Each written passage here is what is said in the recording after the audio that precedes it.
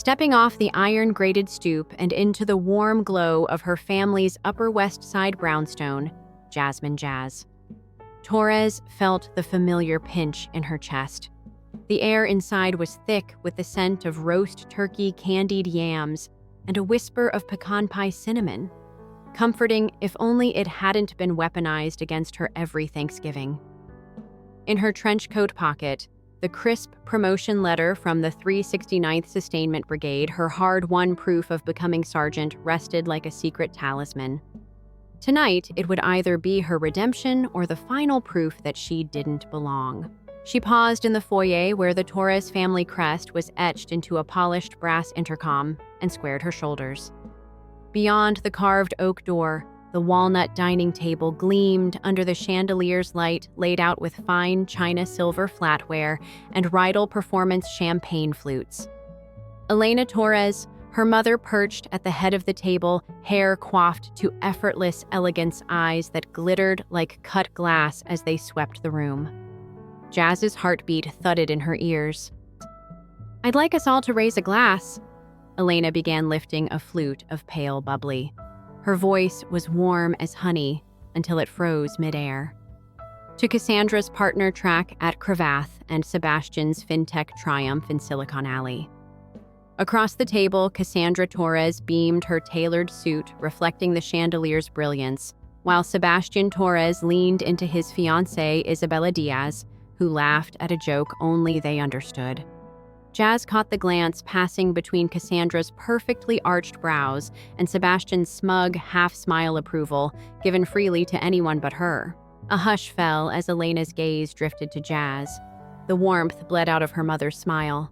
And of course, a long, condescending exhale, we have Jazz, our very own weekend warrior in uniform.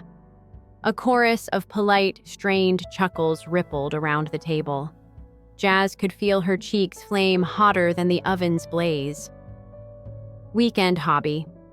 That was how her mother described her oath to this country. The freezing, pre-dawn drills by the Hudson River, the years of pushing through exhaustion in uniform. Her fingers tightened around the letter in her pocket. Sergeant Jasmine Torres. Each syllable had been carved out of sweat, each stripe earned under a different sunrise. She'd rehearsed this moment 1,000 times. Would it matter now? Taking a breath, she stepped forward, the hem of her navy blue dress coat whispering against the rug. "Mom," she said, voice steady though her pulse thundered in her throat. Elena set down her flute with a dry click that sounded like a judge's gavel. Promoted, she sneered, lips curling. What an achievement to march around in mud and call it a career. You poured a fortune into giving me fine educations, Jazz. And for what? So you could embarrass us in a uniform. The final words landed like stones. The table went deathly silent. Even Harrison. Her father bowed his head, eyes glued to the sprawling feast before him. Cassandra and Sebastian stared at the placemats, their silence louder than any outrage. Jazz felt the hot sting of betrayal, but she didn't flinch. Military training took over her spine, straightened, her chin lifted. She pushed her chair back, legs scraping softly on the polished wood floor, and stood. Her sergeant's stripes caught the chandelier light. Around her, the family's cowardice shimmered like a tarnished trophy. No one would speak. No one would defend her. She didn't need their pity or their empty apologies. Without another word, Jazz turned on her heel and strode through the kitchen past the counter piled with pumpkin pies still steaming. The front door loomed ahead heavy, imposing a barrier that had always kept her out of her own home. She slid the brass handle down and felt the silent click of release. Instantly, a rush of crisp November air met her face, sharp as reality.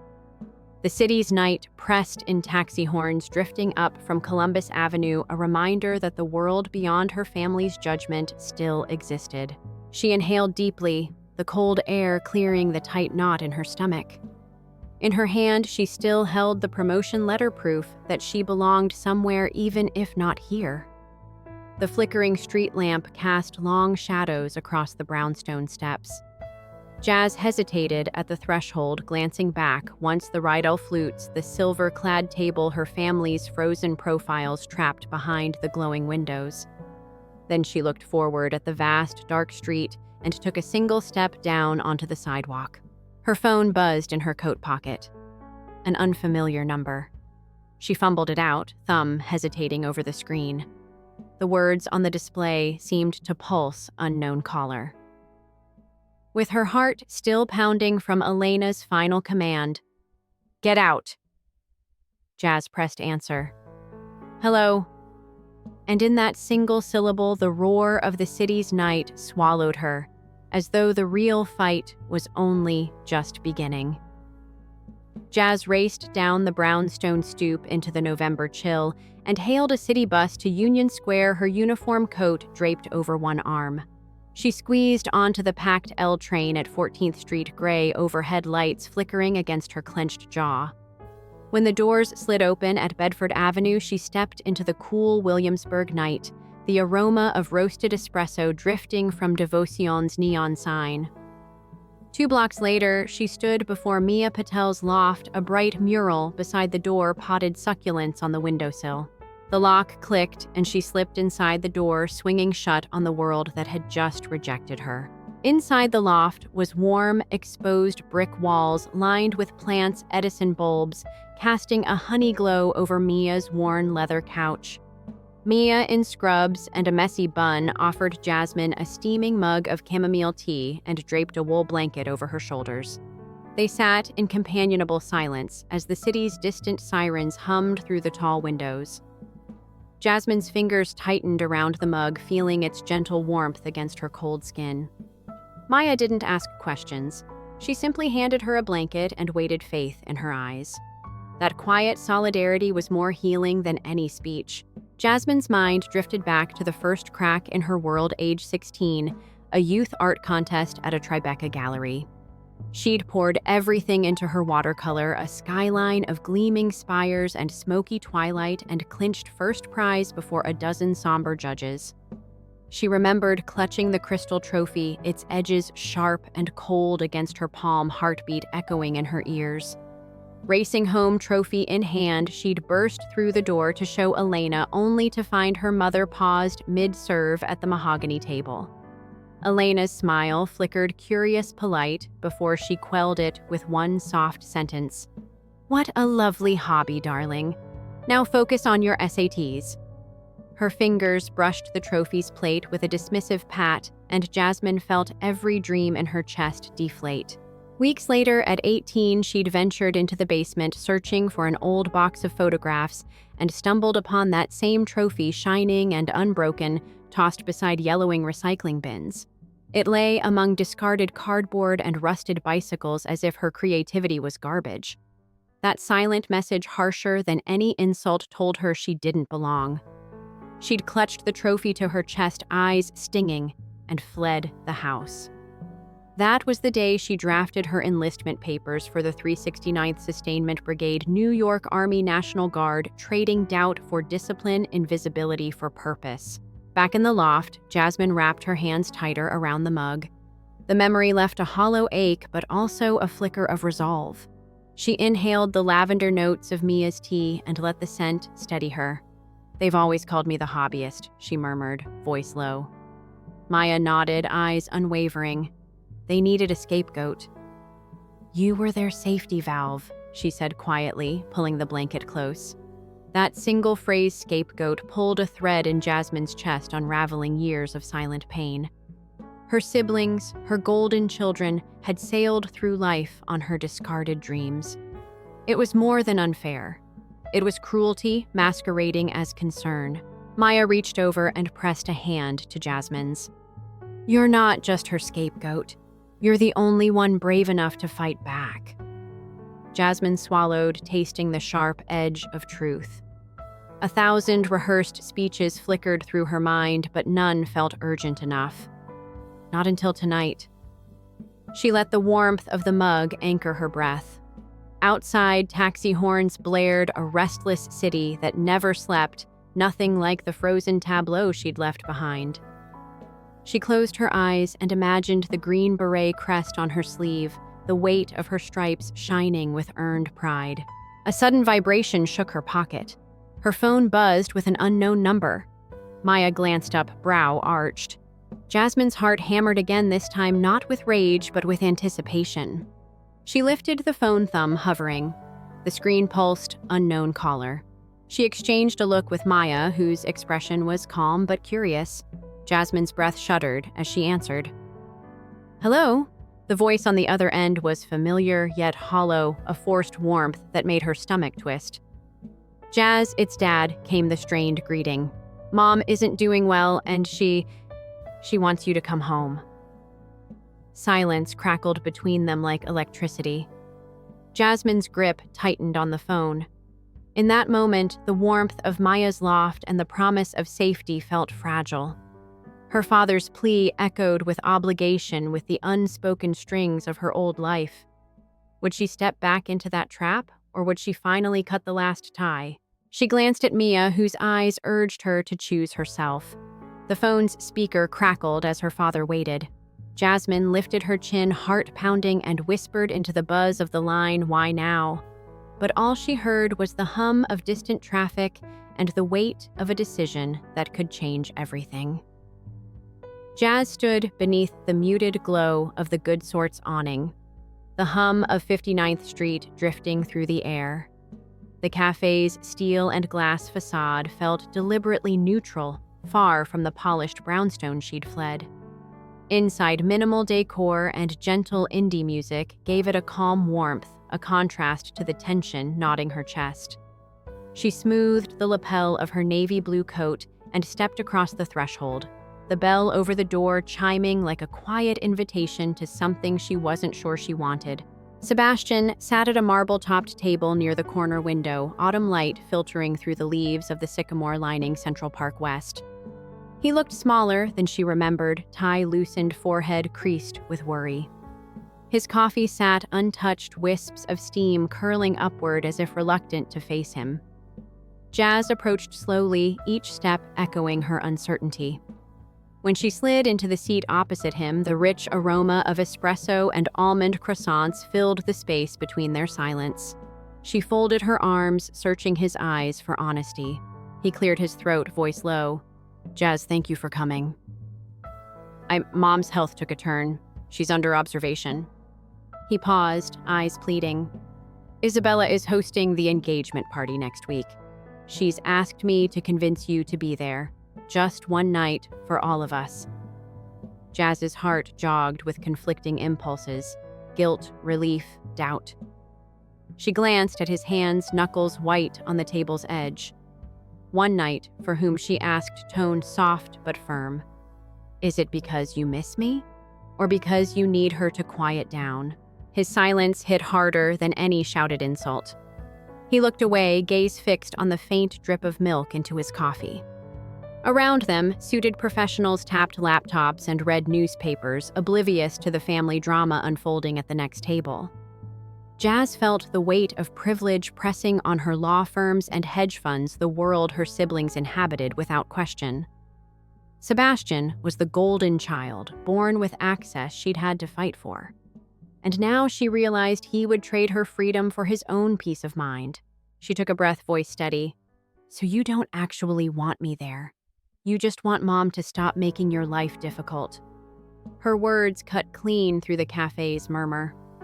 Sebastian's shoulders sagged. Shame darkened his expression. He opened his mouth, then closed it again, unable to argue. Jazz stood abruptly, her chair scraping against the floor. She dropped a crisp $10 bill beside his latte, the gesture both gesture and verdict. Outside, the late November wind tugged at her coat as she squared her shoulders by the curb. Neon taxi signs flickered along Columbus Circle and distant car horns drifted up from the park. She drew her phone from her pocket, thick leather case, engraved with her grandfather's motto, "Courage in many forms." A text preview glowed from Isabella. Her breath caught. Tapping it open, she read, "You don't have to go if you don't want to. Your peace matters. I'm so sorry." A single sentence shuddered through her. Someone outside her family saw her worth. She lifted her gaze, and through the cafe windows, she spotted a familiar figure stepping onto the sidewalk, tall, poised, holding 2 cups of coffee. Liam O'Brien's blue-gray coat was unmistakable against the city's steel backdrop. He looked both relieved and anxious as he set 1 cup on the ledge beside her and called softly Jazz. Her heart thundered. This wasn't the reunion her father had asked for. This was something wholly different. Liam's eyes held a question that matched her own. What would she choose next? Dawn came with a sharp bite along the Hudson River Greenway. Jasmine laced her boots at 5 a.m., the chill air rasping against her lungs as she began her run. The skyline glittered in the half-light, a promise of possibility that felt a world away from last night's fractured family ties. Each mile marker she passed reminded her of every step she'd taken out of her mother's shadow. By the time she reached the armory gates of Fort Hamilton, her uniform coat was slung over her shoulder, her breath steady, mind focused. Inside, the fluorescent lights hummed above racks of fatigues. She found Lieutenant Colonel Margaret Carter's office at the end of the corridor, its door already open. Carter stood mid-sip of coffee, eyes narrowing with concern as Jasmine clicked to attention. Sergeant Torres, she greeted, voice clipped but kind. Something came up. Carter's tone carried both authority and warmth and unexpected comfort. Jasmine handed over her phone. "My mother called you," she said, voice low. "She claimed I'm unstable, asked for an intervention." The paper slipped from her fingers, a printout of the commanding officer's request. Carter set her mug down, anger flashing briefly in her eyes. "Your mother tried to weaponize the guard," she said. The words tasted like betrayal. Before Carter could respond, Jazz cupped her hands on the desk. "I've been their scapegoat since I was 16. Art trophies in the recycling bin, scholarships dismissed as hobbies. They see my service as a consolation prize." Her voice cracked on the last phrase, but Carter nodded, leaning forward. "Scapegoat," Carter repeated softly. "That's exactly what it is." She tapped her pen on a folder. "We'll open a harassment investigation. You keep working, nothing changes in your duties. They can't interfere with your career." The relief in Jazz's chest felt like liquid daylight. The institution she'd sworn to protect was now protecting her. Carter opened a drawer and pulled out a blank form, the header stamped Nguyen Aring Harassment Report. The paper represented more than red tape. It was a lifeline. Jazz took the pen fingers steady. As she signed her name, Jasmine Jazz Torres, the weight of a lifetime of silence lifted. The stripes on her sleeve seemed to gleam in approval. Back in her East Village loft that afternoon, Jazz spread her service ribbons, promotion letter, and scattered screenshots across the reclaimed wood coffee table. The overhead Edison bulbs cast long shadows that danced like conspirators. She plugged her laptop into the scanner, every document, every email saved into an encrypted folder she'd codename Operation Freedom. Each scan made a low hum echoing in the empty room. She paused to sip black coffee as the files digitized the discharge papers she'd declined. The Crystal Art Trophies photo she'd rescued from the trash, her drill weekend orders, even the text from Isabella telling her she didn't owe her family anything. Each file was a brick in a fortress she was finally building around her own life. A knock at the door made her jump. Liam stood in the threshold, sketchbook in hand. His eyes were soft when they met hers. "I brought lunch," he said, holding 2 soup containers from a nearby deli. "Thought you might need a break?" She offered a tight smile and closed the scanner's lid. Inviting him in, she felt the room's tension ease into something hopeful. They ate quietly at the table of papers, broth steaming in ceramic bowls. Outside, an elderly couple shuffled past with a walker, another face of America's dream, deferred and reborn. Jazz caught Liam's gaze. "Thank you," she whispered. He shrugged, eyes kind. "You're fighting your own war," he said, "and you shouldn't have to fight it alone." His words settled like a banner above Operation Freedom. But as the scanner beeped completion, her phone pinged. A new email subject line, financial reconciliation.pdf. Her heart jolted. She glanced at Liam, his brow furrowed. "I didn't expect this," she murmured, clicking open the attachment. The first sheet displayed a table of withdrawals, thousands of dollars, dates matching her birthday, her graduation, her enlistment, lines of numbers that spelled betrayal. The room spun as she scrolled trust fund statements labeled living support and education, corresponding exactly with Sebastian's startup launch and Cassandra's partner celebration. There was no mistake. Someone had sent her evidence of systematic embezzlement, her inheritance stolen to fuel her siblings' lives. Tears blurred her vision, but rage sharpened her focus. Liam placed a hand on her shoulder. "Jazz." His voice trembled with concern. She looked up, uniform sharp against the clutter of civilian life. "They stole from me," she said, breath hitching. "Every dollar I was meant to have." The scanner's hum seemed distant, now drowned by the silent roar of injustice. She closed the laptop with determined force. The soft thud echoed off the brick walls like a starting gun. "This is bigger than boundaries," she said, voice low and fierce. "It's about justice." She stood, sleeves rolled up, ready to draft her next move. Liam rose too, his expression unwavering. Outside the window, the city pulsed, unaware, indifferent. But inside, a new kind of battle line had been drawn. The files on her laptop glinted under the Edison bulbs, ready to become her shield and sword. Jazz took a deep breath. The war at home was far from over. Her phone buzzed again, a text from an unknown number. "I have more documents for you. Meet me tonight behind the Pier 17 clock tower." Jazz's pulse thundered. She glanced at Liam, whose eyes lit with the same fire she felt inside. The clock on the wall ticked past 6 p.m. She squared her shoulders, uniform collar crisp. Tonight she wouldn't be running in circles. She'd be running toward the truth. But as the final Edison bulb flickered, Jazz realized some secrets were guarded by more than family pride. They were guarded by fear itself. And fear could kill. The night air stung Jazz's lungs as she hurried along the cobblestones of South Street Seaport. She pulled her Army National Guard coat tighter, the 369th Brigade patch brushing against her chest like a silent promise of strength.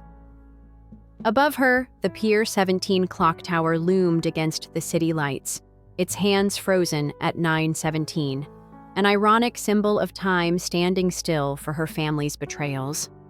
Every echo of her boots on the damp pavement felt like a countdown. Meet the informer, get the proof, decide whether to destroy them all. She rounded the corner and spotted a lone figure leaning against the clock tower's base, tall silhouette, backlit by neon reflections on the East River. Her heart hammered. Risk had a new name, Spencer. His once confident posture was replaced by a hesitant slump, shoulders hunched against more than just the cold. He held a small silver USB drive in his outstretched hand like a peace offering or a detonator. Jazz's breath caught the golden child, now a whistleblower. Spencer's voice caught as she approached. "Jazz, you were right."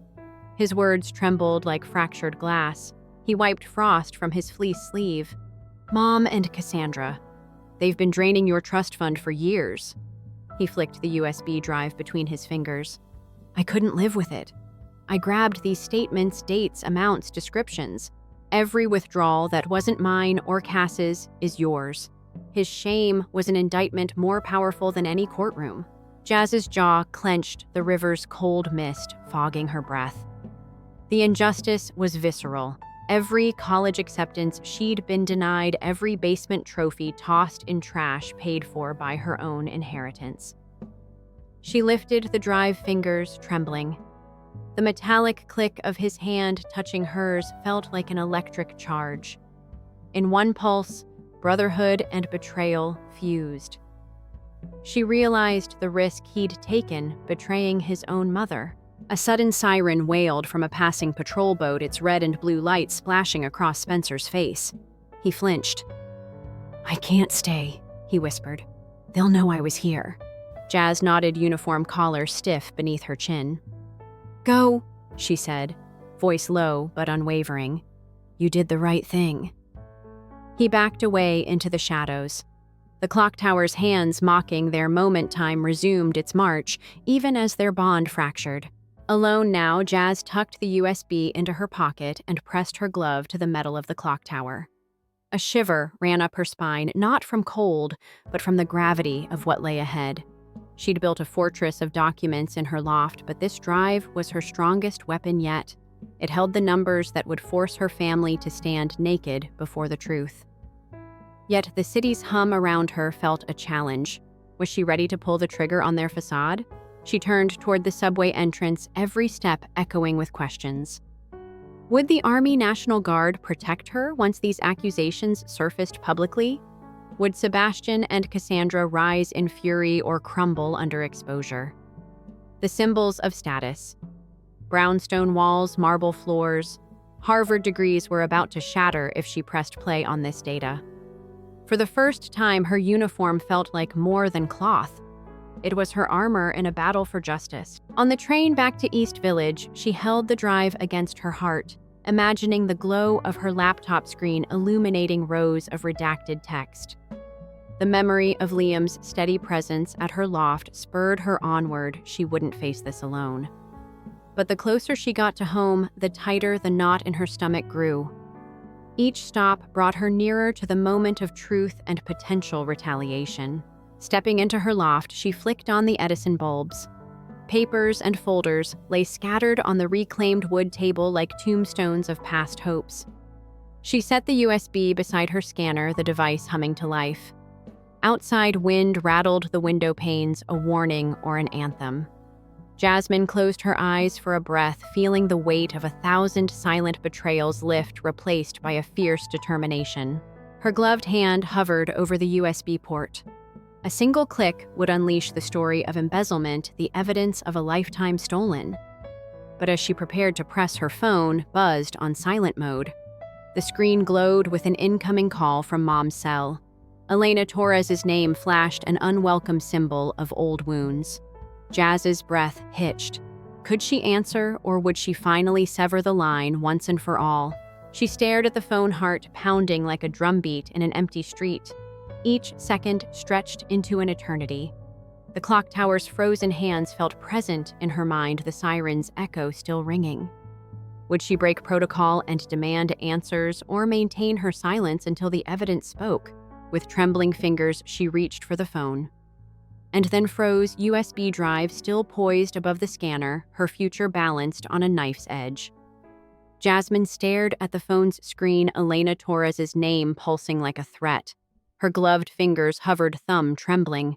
Behind her, Liam rustled through the papers strewn across the reclaimed wood table, assembling the last folder for Operation Freedom. The stolen USB burned hot in her coat pocket, as if urging her forward. She closed her eyes, drawing in a steadying breath scented with Liam's coffee and the lingering trace of scanner hum. She slid the phone face down onto the mahogany side table. "Not yet," she said, tone firm. "This ends on my terms." Liam nodded, eyes unwavering. Together they gathered files, the harassment report stamped NIRNG, the scanned art trophy photo, the email from Isabella, and the damning trust fund statements. Each document was a brick in a fortress built from truth. Jasmine booted up her laptop, the Edison bulbs reflecting off her sergeant stripes. She drafted an email addressed to Elena, Cassandra, and Sebastian Torres, subject line financial reconciliation. Fingers flying, she outlined the demands: full reimbursement of every dollar withdrawn with compound interest, strict non-disclosure. Failure to comply would trigger immediate legal action. She attached the audio recording of Elena's call to her commanding officer and the spreadsheet of embezzlement. The dossier had taken weeks to assemble. Tonight, she pressed send. The laptop's soft ping echoed like artillery. Jasmine let out a breath she didn't realize she'd been holding. Liam patted her shoulder. "They've seen your evidence," he said quietly. "Now they have to respond." Outside, a train rumbled beneath the loft's windows, reminders of a city that never let you forget time's passage. Jasmine closed the laptop and stood surveying the room. Her uniform felt less like a costume and more like the armor it was. Her phone buzzed again, Elena's number. Jasmine ignored it and dialed 369 NYRNG instead. The familiar click of the base operator brought Lieutenant Colonel Carter on the line. "Sergeant Torres, I received your report. I want you to know you have my full support, Carter said.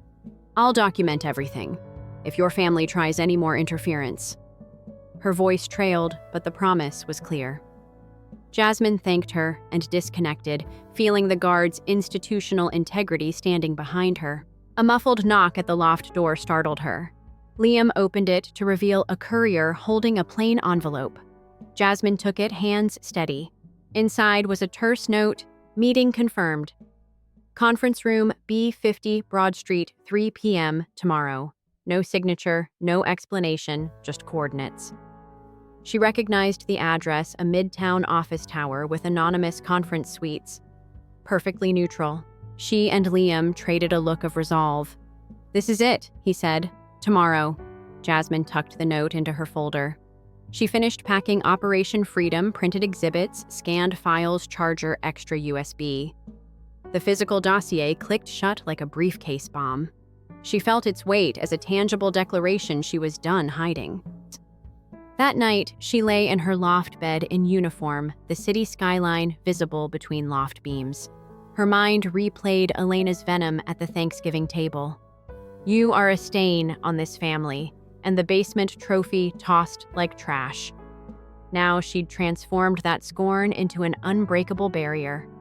In her sleep, she heard the ticking of the Pier 17 clock tower, reminding her that time had finally started again. Morning arrived in silvery light. Jasmine met Liam at the East Village subway station dossier under one arm, fatigue brimming in her eyes. He offered a thermos of coffee. She took a grateful sip. They rode uptown in near silence, the train's screech echoing like distant artillery. At 50 Broad Street, they took the glass elevator to the 22nd floor. The corridor was a study in minimalist neutrals, no family crests, no personal history. Jasmine's pulse raced. Conference Room B lay at the end of the hallway, floor-to-ceiling windows facing the financial district, gray towers rising like monoliths of power. She set the dossier on the table, its wood surface sterile, unyielding. Liam arranged a second chair beside hers, standing guard at the door. Neither spoke. Their silence was a pact. At precisely 3 p.m., the door clicked. Jasmine's heart thundered. Harrison Torres entered first, her father's tall frame swallowed by a dark overcoat. He looked older, wearied by guilt, maybe. Behind him followed Cassandra, immaculate in a designer coat, and Sebastian flanked by Isabella in a tailored trench. Elena trailed last, her eyes cool and calculating as they swept over the room. They all froze at the table's edge, taking in the military patches on Jasmine's uniform, the dossier that might as well have been the sword of Damocles. Elena's lips pressed into a straight line, her eyes flashing with the first hint of vulnerability Jasmine had ever seen there. The room reverberated with unspoken questions. Jasmine inhaled. Every second stretched as she rose, shoulders squared. "Thank you for coming," she said, voice echoing. "You know why we're here." Her family's silence thundered in her ears. She let her gaze drift across each of them, her father's remorse-lined face, Cassandra's tense posture, Sebastian's guilt in his eyes, Elena's brittle composure. They'd built this moment for years. Now it was her stage. Behind her, Liam's steady presence was a reminder she wasn't alone. She placed her hand on the dossier. Inside, she continued, "You'll find every document you need to make things right. You have 30 business days to reimburse every withdrawn penny plus interest." She paused, letting the weight of her words settle. Elena's eyes flicked to the printed spreadsheet at the table's center. Before Jasmine could say more, Cassandra's voice cut through. "This is extortion." Her tone was pitched high, sharp, defensive. "You're trying to blackmail us, Jazz." But her grip trembled when she reached out to touch the spreadsheet. Sebastian swallowed. We didn't realize how much. It was supposed to help the family." His words hung as an excuse brittle as cheap china. Jasmine's chest tightened. "You helped yourselves," she corrected softly. "I helped our country." The room felt smaller, tighter, as though the brownstone's walls had followed them here to witness their downfall. Elena lifted one trembling hand, fiber-thin glove brushing the dossier. "Jasmine," she began, voice cracking, "I only ever wanted what was best for you." Her plea echoed with hollow regret. Jazz felt the old urge to collapse to forgive in order to placate. But she remembered the basement, the trash, the words that had echoed in her mind for decades. No, Jasmine said, voice level, but unyielding. Your version of best was built on choosing golden children over me, on stealing my inheritance to prop up your image. She lifted her chin. This is my last offer. Comply or I file this dossier with my attorney. A crisp click, her ultimatum. Silence smothered the room. Outside, a helicopter droned past the window as if fate itself was hovering overhead. Elena's face paled. Cassandra swallowed. Sebastian's shoulders slumped. Harrison's gaze flickered to his daughter's uniform stripes, then landed on the dossier. Elena stepped forward, voice barely a whisper. We need time. Jasmine's eyes narrowed. You have 30 business days. No extensions. The word no was absolute. She turned to leave Liam at her side. Cassandra opened her mouth as if to speak, but no sound came. The door clicked behind Jasmine, sealing them in her choice. Outside in the corridor, Jasmine exhaled, the tension rolling out of her like spent ammunition. Liam slipped an arm around her shoulders. You did it, he said. She nodded, head spinning with the enormity of what had happened. They walked toward the elevator, two soldiers on a battlefield of betrayal. But as the doors closed on conference room B, Jasmine's phone buzzed one last time, an email reply from Elena. We received your terms. We will comply. But know this, you have destroyed our family. Jazz's breath caught. In those few words lay the promise of victory and the hollow echo of a wound that might never heal. She stared at the elevator doors as they slid shut. The city lights below blurred into a smear of neon and glass. Jasmine's uniform felt heavier now, less armor, more burden. She gripped Liam's hand. It's over, she whispered. Yet in the dim reflection of the elevator's polished metal, she saw not relief, but a shadowed silhouette, herself transformed. And somewhere in that shifting glass behind the victory, another question flickered. What price would her freedom truly demand? The morning light poured through the floor-to-ceiling windows of the shed dust motes, dancing in the golden haze as Jasmine Jazz Torres guided her first art therapy session. The air smelled of wet clay and turpentine, mingling with the faint aroma of fresh espresso from the cafe downstairs. Veterans sat at long tables scattered with canvases, brushes, and earthenware, each stroke of paint a step toward healing. Jazz moved among them in her uniform blouse and paint-splattered jeans, offering quiet encouragement to a Marine whose trembling hands hovered over a blank canvas. Try thinking of color as a compass, she whispered, handing him a scoop of cerulean blue. Let it point you home. His eyes flickered with uncertainty before a single bold line appeared like a dawn breaking in his world. Jazz's chest tightened. This was her true battlefield, the fight for quiet victories no one saw. Dr. Marisol Reyes stood at the back, clipboard in hand, nodding as she noted the veteran's progress. The soft ticking of a wall clock echoed time's slow march toward recovery. Halfway through the door, slid open. Liam O'Brien stepped in, camera in hand, ready to capture the moment. He paused, eyes misting, as he saw Jazz in motion, soldier and artist, protector and guide. She glanced up and offered a small salute, paintbrush poised over a veteran's palette. His smile warmed the room more than the morning sun. Outside, Central Park's sycamores swayed in the breeze, their leaves whispering resilience.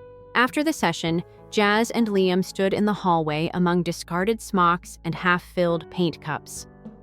Look at what you've built, he said, voice hushed. She traced the streaks of paint on his lens, memories of her grandfather's challenge coin heavy in her pocket. He'd be proud, she murmured, letting herself believe it. Behind them, Dr. Reyes emerged, offering a folder. These are the evaluations, she said gently. Progress scores, interviews. They want to feature your program in the NYARNG newsletter. Jazz tilted her head, surprise and pride mingling like pigments on a palette. That afternoon, she returned to her East Village loft draft, copies of veteran testimonials and community letters spread across the reclaimed wood table. Mia Patel arrived with a pizza-thin crust extra cheese proof that some comforts never changed. They ate in companionable silence, the city's distant hum like a lullaby. Jasmine reached for her laptop, ready to compose the final piece of her story, a forgiveness letter to the woman who'd once erased her. She pulled a yellowed sheet of stationery from her drawer and began, "Dear Mom, I forgive you, not because what you did was right, but because I deserve peace." The words flowed as she remembered the basement trophy, the Thanksgiving glass that shattered her, the sting of indifference. Maya sat beside her hand, resting on the letter as if offering support. Jasmine folded the paper, slipped it into an unaddressed envelope, and tucked it into a box of personal mementos. It would never travel to Beacon West. Its journey was purely her own. That evening, Jazz hosted a small gathering at her loft, Liam, Mia, Dr. Reyes, and 2 veterans who had come to call the shed their second home. They toasted with chamomile tea and gluten-free cookies, laughter spilling around mismatched chairs. Outside the East Village neon buzzed, a reminder of the world beyond their sanctuary. For the first time in years, Jasmine felt anchored not by blood, but by choice. Later, as the group dispersed, Jazz lingered by the window, the Manhattan skyline gleaming like a constellation she'd finally learned to navigate. She touched the challenge coin in her pocket and whispered, "Thank you, Grandpa." Her phone buzzed on the windowsill. She lifted it, an email notification from a Washington address re-invitation to testify before Congressional Veterans Affairs Committee. The subject line felt heavy, each word a summons to a new front. Her breath caught. This was bigger than family, bigger than the shed. It was an opportunity to shape policy for thousands of veterans still silenced by their own basements and broken trophies. She glanced at the empty paintbrushes drying on her table, symbols of the battles fought in silence. Then she looked at her reflection in the glass uniform collar, crisp eyes, steady heart open. A single click opened the email. "Please confirm your availability for a hearing next Wednesday, 10 a.m. Rayburn Building, Washington, D.C." Jazz's fingers hovered over the accept button. The weight of what she'd already overcome settled in her bones. She turned away from the window, the city lights reflecting like countless possibilities. Behind her, Liam appeared in the doorway. His voice was soft but insistent. "You ready?" Jasmine nodded, feeling the pulse of a new mission. Outside, the skyline flickered 1,000 stories waiting to be told. She took a deep breath, thumb poised over the screen, and pressed accept. In that moment, the glass between her and the city felt less barrier, more bridge. Eyes fixed on the horizon, Jasmine Torres stepped into her next chapter, one where the echoes of family betrayal would become the lessons for a nation. But as the screen refreshed with her confirmation, a second notification popped up. "Urgent family lawyer responding to your financial reconciliation. See attached." Her heart lurched. The file icon blinked ominously. She swallowed breath caught in her throat and tapped to open. Because even victories come with shadows. Story 2. I'm Nora Vega, 27. And there's a moment burned into my mind like a flashbang. Sunlight slipped through my bedroom blinds at 6:43.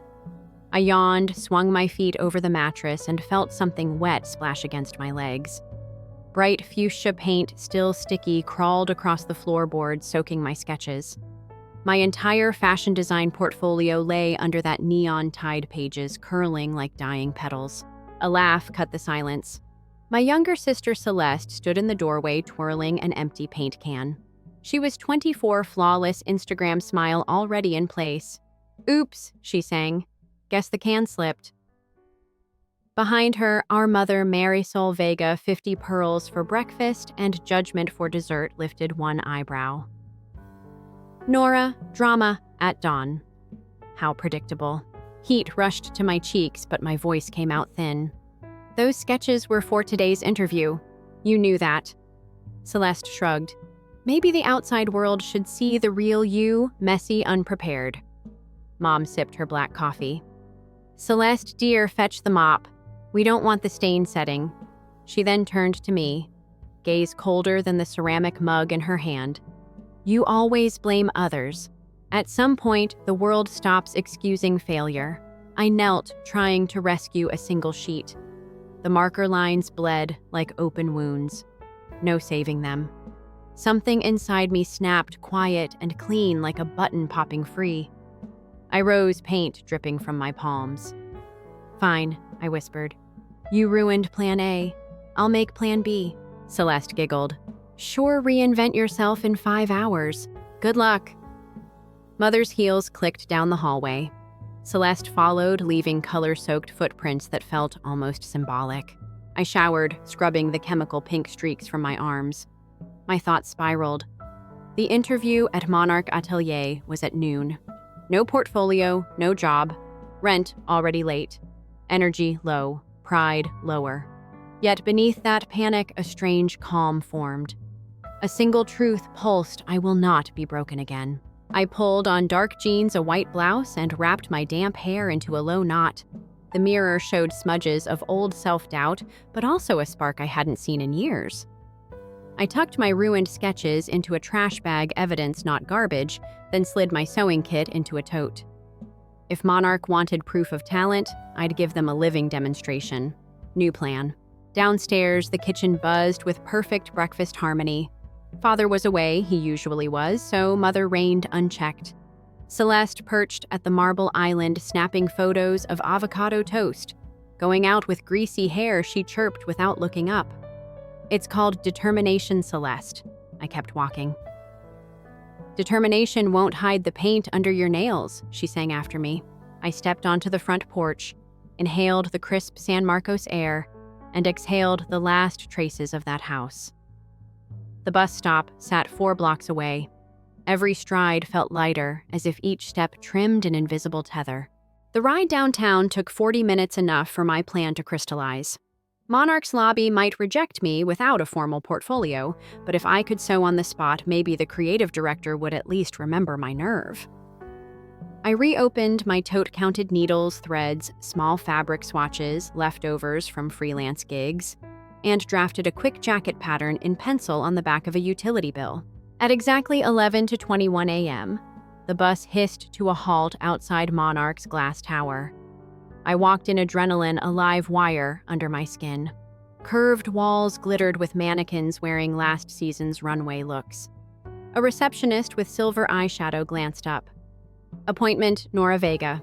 Noon, assistant designer. She scanned a tablet, frowned. Your portfolio link didn't upload. I brought something better, I said, raising my tote. A portable studio. If Ms. Barrington can spare 20 minutes, I'll build her a garment while she watches. The receptionist's brows lifted, but she tapped a button on her headset. After a tense pause, she nodded. Follow me. Eleanor Barrington was rumored to eat impatience for breakfast. In person, she resembled a hawk carved from marble, sharp angles, zero decoration. She eyed my cheap tote like it was contraband. You came empty-handed. Not empty, I replied, spreading fabric pieces across her conference table. Improvised.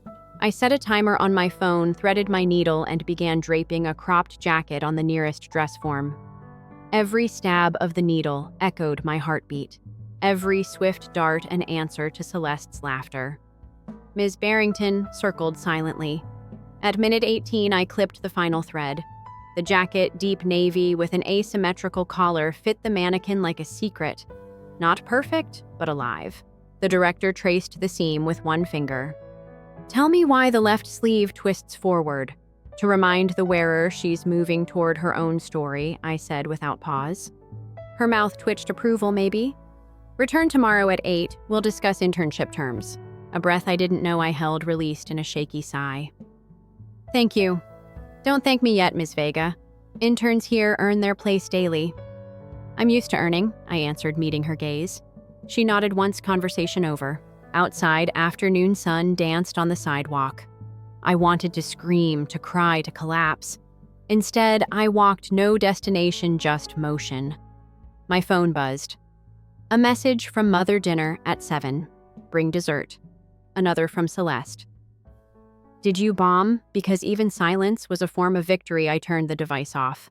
I ended up at Riverside Park, sat on a bench overlooking the canal, and let the wind cool the sweat on my temples.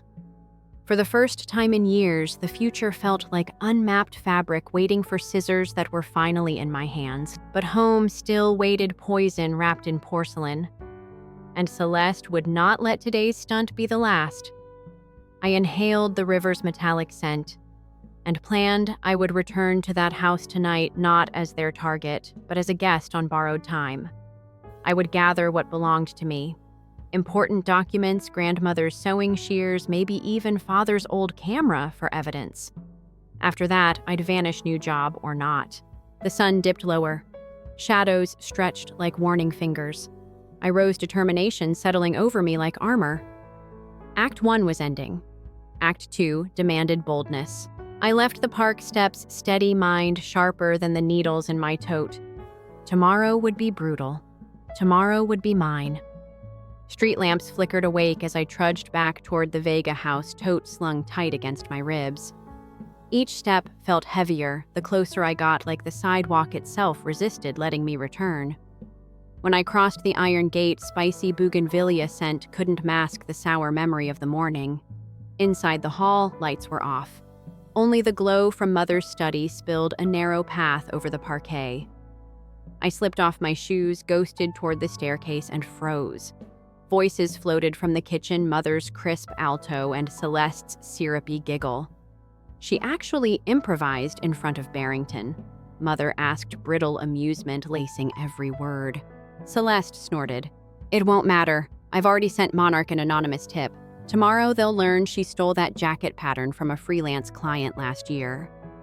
Heart slamming, I leaned closer, breath caught. You're certain, Mother pressed. 100%. I hacked her cloud months ago. Celeste's pride dripped like cheap perfume. Mother hummed. Always cover the family name first. Good work, darling. Blood roared in my ears, but anger kept me steady.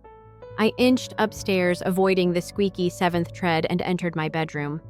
The pink paint was gone, scrubbed clean, yet a faint chemical tang lingered. I knelt at my closet floorboard, pried it up, and retrieved the slim lockbox where I hid my birth certificate, bank statements, and the deed to Grandma Teresa's tiny cabin in the hills. Keys rattled softly as I tucked the papers into a folder. A floorboard outside creaked. I spun. Mateo Reyes, our neighbor and my childhood partner in mischief, stood in the doorway, hands raised. He wore dark jeans, a college hoodie, and concern. Easy, he whispered. Your mom sent my kid sister home with leftovers. I saw you slip in from my porch. You okay? My shoulders sagged just enough to show the truth. Depends on how you define okay. Mateo stepped inside, closing the door behind him. The house felt off, so I waited. How bad, I told him in soft bursts. The paint, the sabotage, the impending lie. Anger sparked in his brown eyes. You know I passed the bar last month, he said. Digital defamation, evidence tampering. I could help. I shook my head. I can't drag you into the swamp. Too late, he replied. Neighbors share fences and wars. We heard Mother's heels clicking closer. Mateo ducked into the bathroom just as she appeared. Her pearl earrings glinted like warning lights. Nora, back so soon. She eyed the folder in my arms. Running away already? Sorting documents, I answered evenly. Adulting, remember. Her gaze flicked to my nails, clean, no paint, and up again. Celeste baked a lemon tart. We're celebrating her new sponsorship. Join us. Rain check, I said. I need rest. Big day tomorrow. She examined my face, searching for cracks. Finding none, she smiled thinly and left. Mateo slipped out. Your mom gives icebergs lessons, he muttered. I exhaled a shaky laugh. Tell me something I don't know. We plotted in whispers. I would copy every file from my laptop onto a drive, then wipe the device. Mateo would draft a cease and desist ready in case Celeste's tip surfaced. He'd also dig for proof of her hack. He offered couch space at his apartment across the street so I could leave tonight without alerting the house. At midnight, documents secured and hard drive scrubbed, I tiptoed downstairs. The kitchen door creaked. I paused, heart banging. Celeste lounged on the island stool phone, glowing blue under her chin. "Going somewhere?" she asked, voice honey slow. "Out," I replied, gripping my tote. She slid off the stool. "Mom thinks you'll crawl back even if Monarch tosses you. I'm betting you'll quit before dawn." I stepped closer, letting my shadow cut hers in half. "Bets require risk, Celeste. You've never risked anything." Her smile faltered. "I risked our reputation cleaning up your messes. That's the family script, right? Nora fails, Celeste rescues." I leaned in till our foreheads almost touched. "Rewrite it." She recoiled, eyes narrowing. "You talk like you have power." I didn't answer. Power doesn't announce itself. It acts. I pushed past her, unlocked the back door, and slipped into the night air thick with jasmine. Mateo waited by the fence engine, idling low. We drove 3 blocks to his apartment, a humble second-floor walk-up, smelling of old vinyl and cafecito. Inside, I finally let exhaustion wash over me. Mateo spread a blanket on the couch. "Crash here. Tomorrow we go to War Smart, Not Loud." I nodded, tears pricking, but not falling. "Thank you. Sleep. The sun owes you a victory lap." While he retreated to his room, I opened my phone, power still off, for calls to scroll offline sketches saved locally. Among them, a concept jacket labeled Celestial Shift, an early design Celeste once complimented before rejecting as too earnest. She'd probably lifted that file to claim theft. I renamed the sketch Origin and stamped the date metadata manually, then emailed it to myself on a timer for morning release proof of authorship if needed. At 3 a.m., my eyelids sank. But one last text arrived on the locked screen, a number I didn't recognize. "Your sister isn't your worst enemy. Check the attic files before sunrise." Cold fingers curled around my chest. Who knew my private number? And what attic files father's study maybe questions spiraled until sleep dragged me under. Dreams came fractured spools of navy thread unraveling into rivers, Celeste laughing from a tower, mother cutting invisible strings. When dawn's first gold line hit the blinds, I woke with a start heartbeat sinking to a new mantra, truth before triumph. Mateo brewed coffee strong enough to scare ghosts. "You look haunted," he said. "Someone texted me," I murmured, showing him the message. His brow furrowed. "Could be a trap. Could be salvation. Either way, I need those files." He sighed. "Then we plan a heist in broad daylight." We mapped the house layout like generals over stale muffins, front door, sightlines, alarm codes. Mother never updated them, attic stair creaks. Meanwhile, he drafted the cease and desist on his laptop. I added a note prepared by Reyes Law pending filing. At 8:30, I donned a baseball cap, fake delivery jacket, and borrowed Mateo's beat-up bicycle. Pedaling toward my childhood home, adrenaline replaced breakfast. Whether attic secrets or Celeste's next ambush awaited, I would face them with eyes open. Yesterday, I reacted. Today, I chose. The difference felt like stepping from shadow into spotlight. Curtain rising on Act 2's first scene, and I was finally holding the script. I coasted the bicycle to a gentle stop beside our mailbox, heart hammering loud enough to drown the morning cicadas. From the sidewalk, I looked like any courier dropping off a package cap, shielding half my face. The kitchen curtains were still drawn. Mother never surfaced before her second espresso. Celeste's car was gone, most likely at a brand shoot, spraying filtered sunlight on whatever product she worshipped that hour. Good, fewer eyes. I slipped through the side gate wheels, crunching the gravel path, and parked the bike behind a camellia bush. The back door's keypad code hadn't changed in years. I typed 02318, Father's birthday. The latch clicked. Inside the house felt suspended hallway shadows stretched thin by angled sunbeams. I padded toward the laundry room where the collapsible attic ladder hid in the ceiling. One tug on the cord and it unfolded with a metallic sigh.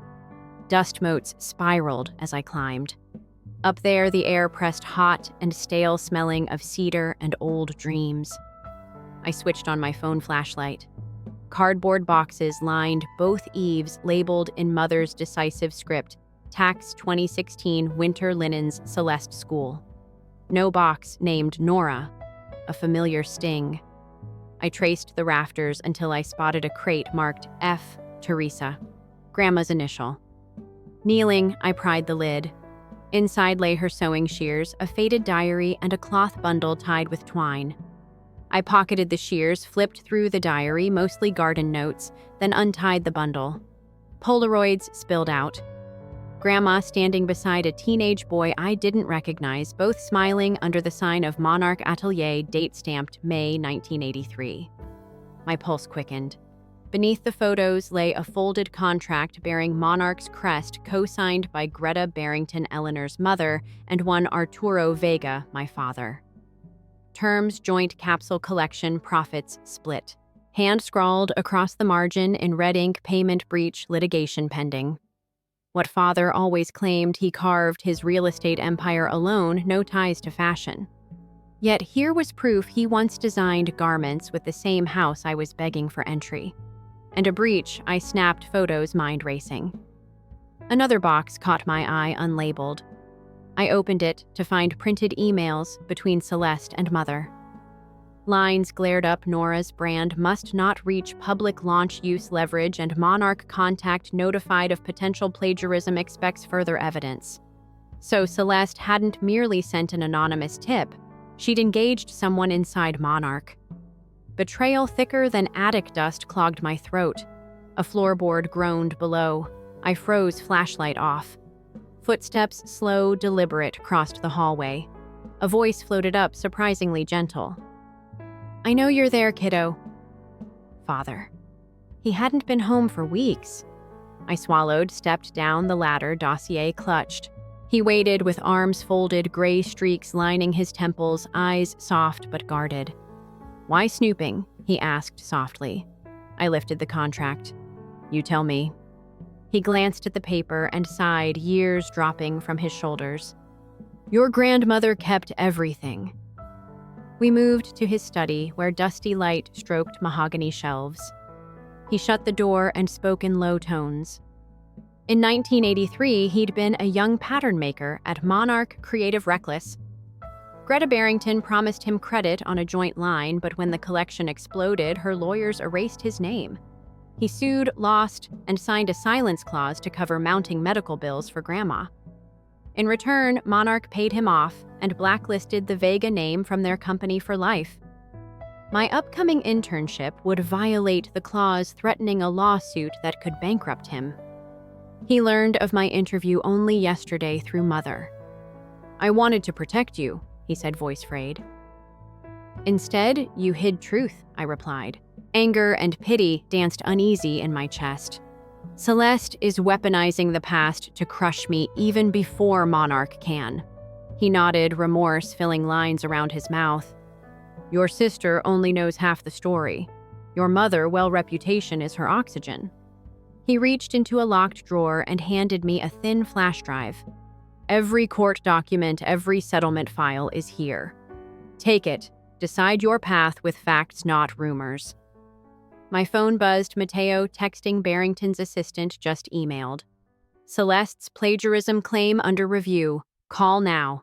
I looked at Father. "If I fight Monarch publicly, they'll drag your name again." He straightened. "I buried my voice once. Don't bury yours." Outside, we heard Mother's heels. "No time." I slipped the flash drive into my pocket, hugged him a brief, fierce connection, and darted toward the garage exit. Mother's silhouette appeared at the corridor, lips parting in cold surprise as I breezed past. "Running errands," she called.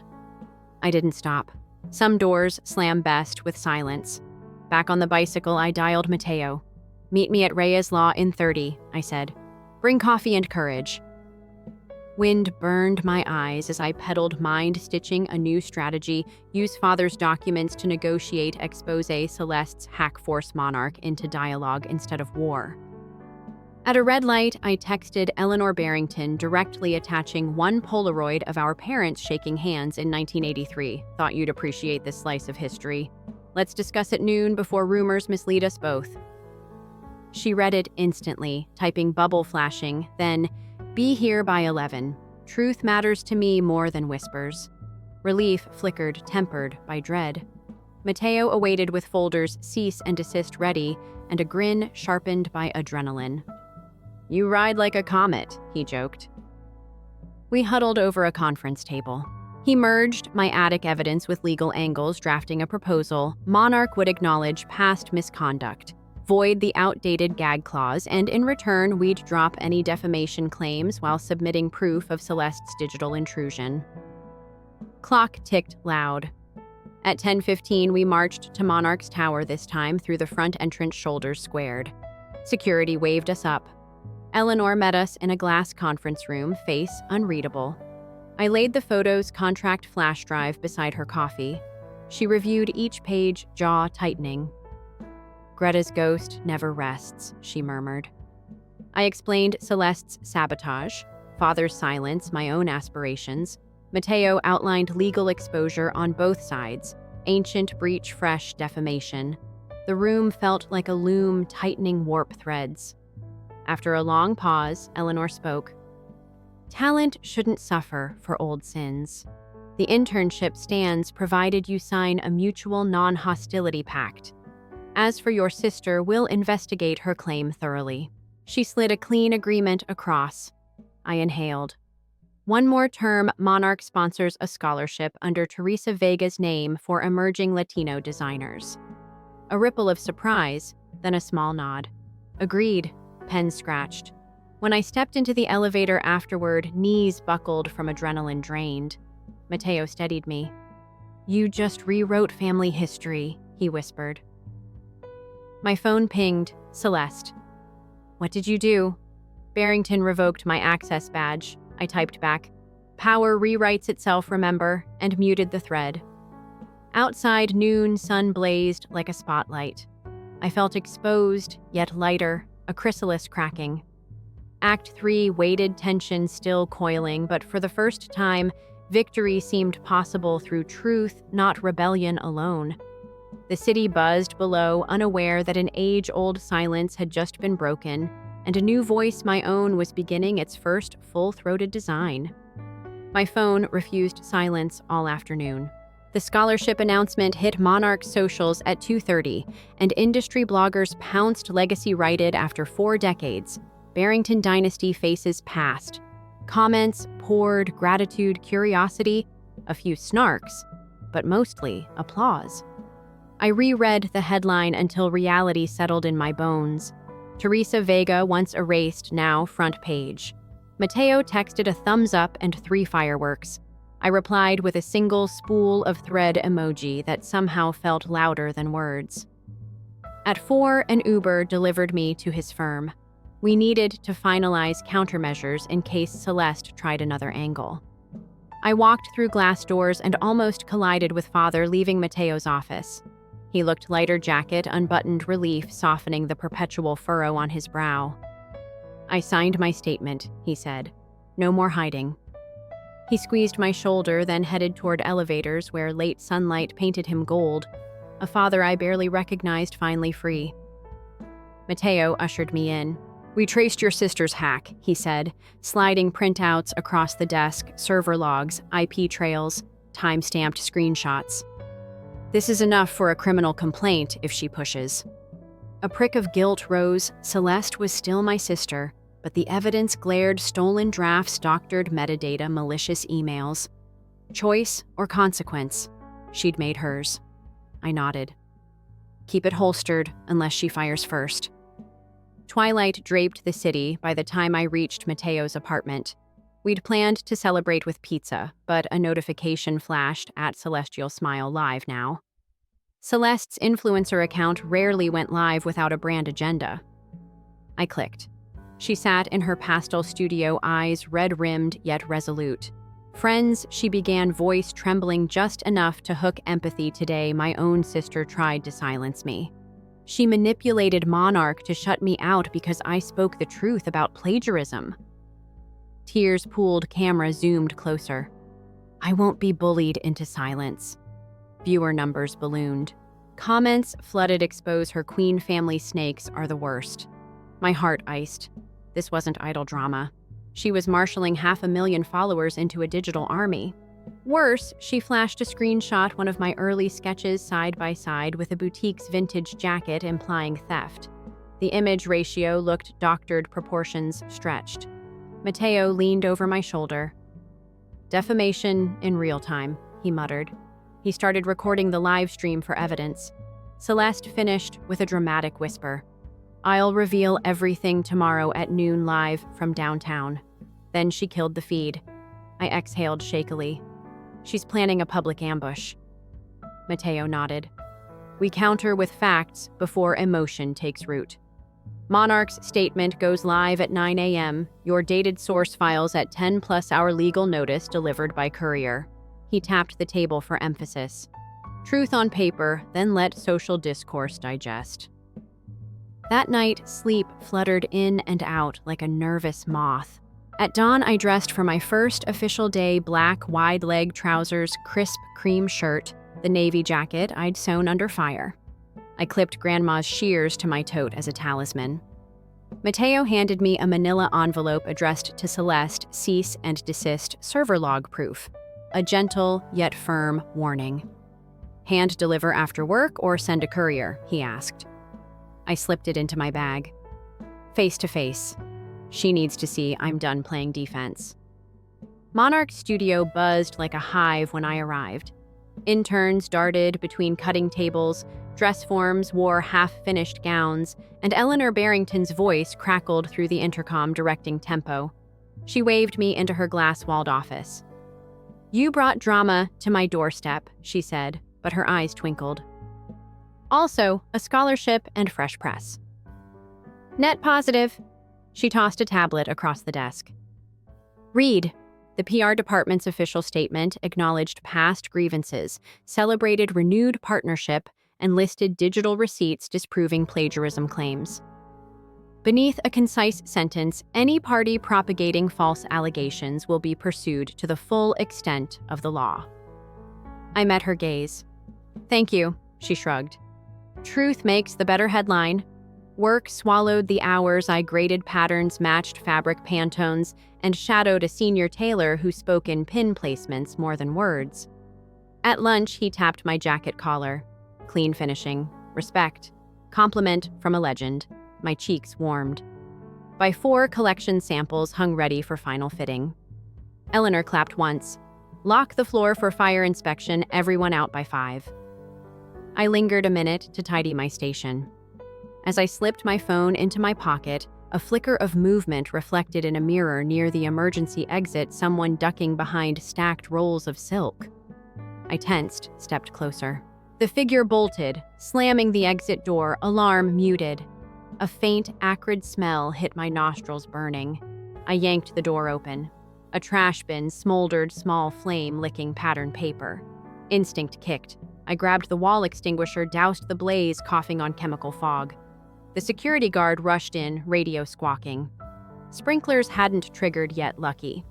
He escorted me to surveillance, where we rewound footage. A woman in a hoodie, face obscured, slipped in at 4:37, poured solvent over scraps, struck a match, fled. Height, posture, chillingly familiar. Celeste is tall, but mother shares that gait. I pressed fingers to lips. Which woman wanted this fire more, the guard reported to Eleanor. She strode in moments later, jaw granite. If you hadn't stayed, she began. I waved the worry off. No damage, just scare tactics. She exhaled. Go home, rest. Tomorrow we review footage with police. Outside dusk bled coral across windows. I called Mateo, relayed the incident. He cursed softly. They're escalating. Be careful. I promised vigilance, then caught a rideshare to the address Celeste rented for content shoots, a loft downtown where she'd scheduled her noon reveal. Lights glared through the second-floor windows like stage beams. I climbed graffiti-kissed stairs and knocked. After a pause, the door opened. Celeste appeared not camera-ready, hair in a messy bun, eyeliner smeared. "What now?" she snapped. I handed the envelope. "Legal notice. Read before tomorrow. Your evidence is falsified." Monarch released proof. She ripped it open, scanned pages, color draining from her face. "You can't do this." I met her glare. "I can defend myself, and you can still step back." Her eyes darted fury, wrestling fear. "Mother pushed me," she whispered, voice cracking. "She said if I kept you small, the brand deals would double perfect sister narrative." Tears trembled. For the first time, I saw the child she'd been before ambition weaponized her talent. I softened a fraction. "You still choose Celeste?" She shook her head. "You don't understand the contracts I've signed." She slammed the door. Inside, I heard sobs, then glass shattering. On the street, I called Father, told him about the fire Celeste's breakdown. He sighed. "Your mother spins loyalty into chains. I'll talk to Celeste tonight." Back at Mateo's apartment, I collapsed onto the couch, muscles buzzing. "Fire tears lawsuits, quite a Tuesday," he quipped. I offered a hollow laugh. He sat beside me, silent support, and turned on an old record, Velvet Jazz, filling the room. I closed my eyes, letting brass horns wash away smoke memory. Tomorrow, Celeste might still go live, or Mother might double down. Police would probe, press would swirl. Yet somewhere amid chaos, fabric awaited my needle, and truth now had a seat at the table. Act 4 ends not with certainty, but with embers cooling, threads taut, and a promise stitched into my pulse. I will finish this collection, no matter who tries to burn the pattern. Dawn skims the skyline in molten copper as I button my shirt, mind already marching through contingencies. Outside, Mateo hails us, a cab legal folder under his arm, while I cradle Grandma's shears like prayer beads, blades cool against my palm. Halfway to Monarch, my notification feed detonates. Celeste has gone live. Again this time, tears dried, studio lights unforgiving. Her headline scrolls, "The contract that silenced me." She waves 20 pages before the camera claims Mother forced her into binding exclusivity claims. I orchestrated the fire to frame her. Adrenaline spikes, but I breathe through it, file the lie for later. At the tower security gates, flash red detectives flank the lobby reviewing footage. Thank me for quick action, request a fresh statement. Eleanor sweeps in steel in her stride, whispers that insurance will handle repairs, but today's final fitting cannot slip fashion. Weeks don't halt for arson. I nod, trading fear for focus, and glide onto the studio floor where muslin prototypes wait like restless ghosts. By 9, every mannequin wears a near-finished piece, but one look from Eleanor says, "Not enough, we need a showstopper coat for the press preview at dusk." I volunteer adrenaline, now fuel sketching on craft paper while bolts of midnight wool unfurl. Scissors, sing machines, roar, interns ferry espresso and endless bobbins. My fingers ache, yet rhythm steadies grief and fury woven into each dart. At noon, my phone vibrates, a text from Father, "Meeting your sister at the house. Wish me luck." Moments later, Mateo texts, "Court-approved emergency injunction served to Celeste's channel host, live stream flagged for review." Relief fleeting because Mother enters the studio unannounced, pearls gleaming, expression legal, brief, smooth. Eleanor intercepts, but Mother raises a hand, strides to me, voice honeyed. "I'm here to propose a ceasefire." Celeste pulls her video, "You withdraw police involvement." Family repairs off stage. I meet her gaze steady. "Your version of peace means silence. Mine means accountability." She counters that brand sponsors threaten to drop Celeste, that our surname teeters. I remind her names rebuild, people heal, but truth must stand. Eleanor clears her throat. Informs Mother that Monarch honors transparency, that intimidation won't sway production. Mother flicks a cold smile, leaves as swiftly as she came, perfume lingering like judgment. Afternoon dissolves in a blur of fittings. I drape the wool coat's collar asymmetrically, hand-stitch silver piping along seams so it gleams under spotlights, a nod to the twisting sleeve that began this saga. At 4, security radios report an unlisted visitor downstairs, Father with Celeste in tow, both requested clearance. I rush to the lobby. Celeste's eyes, swollen contract clutched, but no camera. Father's arm rests protectively around her shoulders. She whispers, "Mom recorded the arson footage to leverage me threatened to leak unless I destroyed your standing. I was stupid, but not cruel enough to burn your dreams. She did. My pulse hammers, yet pity surfaces. Mateo arrives, listens, then suggests we all sign an affidavit clarifying events. Celeste nods, voice cracking, as she asks, forgiveness, not absolution. Agreement, drafted, signatures inked. Detectives interview her mother's name now formally attached to the investigation. Evening descends. Press bustle into Monarch's atrium, lenses glinting. Eleanor steps on stage to preface the Preview Legacy Mended Scholarship launching New Line Origin debuting. She beckons me. I glide forward, coat in hand, slip it onto the central mannequin. Spotlights bloom. The crowd inhales sharp as the fabric catches light silver seams, tracing a story of scars turned embellishment. Applause swells an acoustic wave that rattles my ribcage. Flashes erupt. Somewhere in the back, Celeste watches tearful but smiling genuinely for once. Father beside her, pride soft as dusk. Backstage, Eleanor whispers, "Designers earn applause. Leaders earn change. You managed both." I swallow emotion, thank her. Mateo appears dazzling. Grin announces police issued a warrant for Mother's Devices digital trail solid. Tomorrow, legal storms will rage, but tonight, creativity triumphs. As guests disperse, I slip outside. City lights shimmer like scattered sequins. Celeste approaches, voice small. "I'll testify, accept fallout, rebuild honest." I hug her, awkward, tentative, real. We part with silent promise. Later on, Mateo and I sit on his balcony with takeout noodles, skyline humming. He studies me, asks what's next. I laugh soft but sure. Finish the full collection, overseas scholarship, maybe sleep someday. He toasts with soda can. To threads that refuse to burn. Stars blink approval above. Act 5 closes not upon victory nor defeat, but on equilibrium. Truth acknowledged, wounds exposed, potential vast as uncut fabric waiting for morning light and a willing pair of shears. Morning whispers through Mateo's curtains, smelling of rain and reheated coffee. Outside, sirens fade, distant rather than ominous. I slip from the couch, stretch, listen as he scribbles notes for Celeste's upcoming deposition. Her statement will nail the arson timeline, close the case against Mother, and oddly open the first honest conversation our family has shared in decades. At 9, a group chat pings Father Celeste me. Father writes that detectives seized Mother's devices overnight. She's retained counsel bail hearing set for Thursday. Celeste replies with a single broken chain emoji. I answer with heart thread image, tiny but understood. Closure blooms not as triumph, but as possibility. By 10, I'm back at Monarch, refining hems for the full origin line. Eleanor hovers behind me, checking stitch tension, yet leaves final calls to my hands. Faith shown once becomes contract, signed in confidence.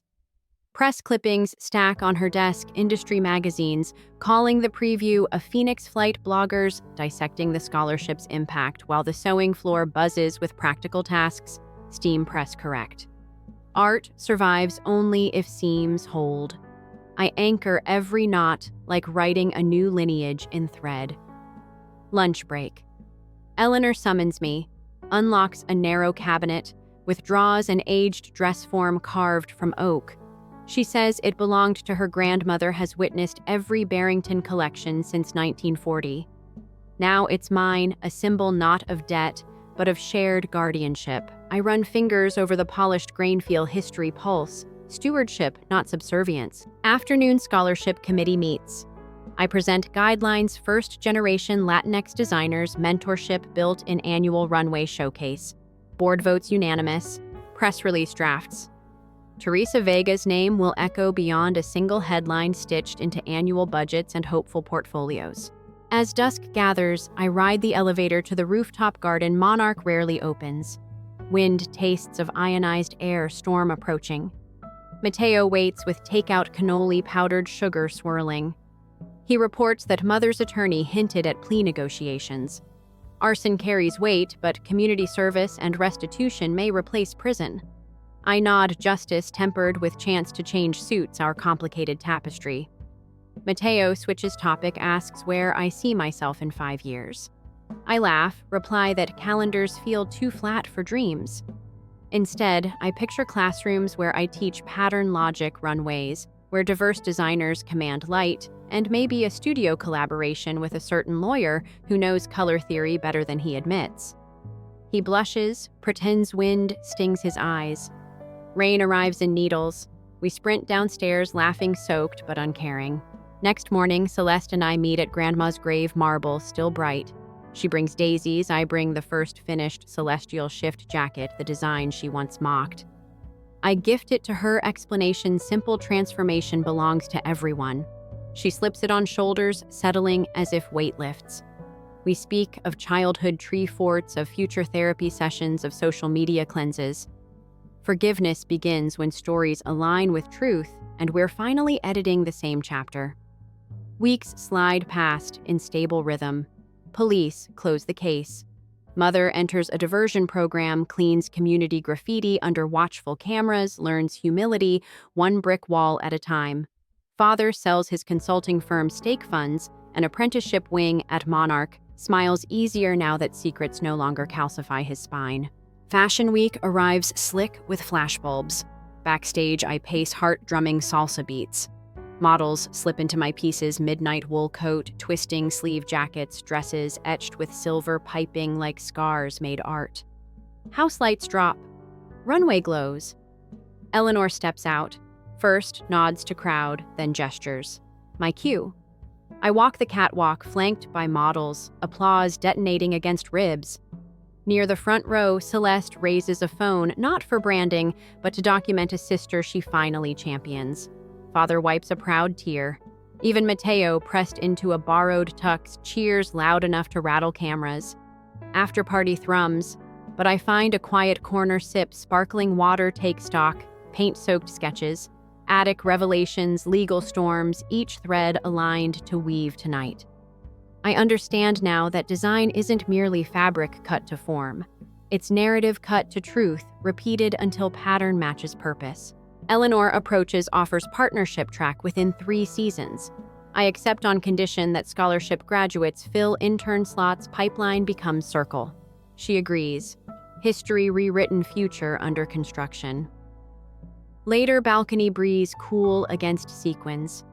Mateo joins me, produces a tiny silver thimble on a chain. For protection, he says, fastening it around my neck, fingers lingering. I answer with a kiss that tastes of powdered sugar and lightning. Midnight. I stand alone under city glow. Imagine Grandma's laugh riding wind. Imagine Mother scrubbing paint from community walls. Contemplate Celeste editing her first honest vlog, picture classrooms where young designers lift shears unafraid. Life like fabric, still prone to fray. But I've learned the stitch that binds. I whisper a final mantra to the skyline. Origin is not destiny, then turn ready to cut the next pattern for a dawn no one else has sketched yet.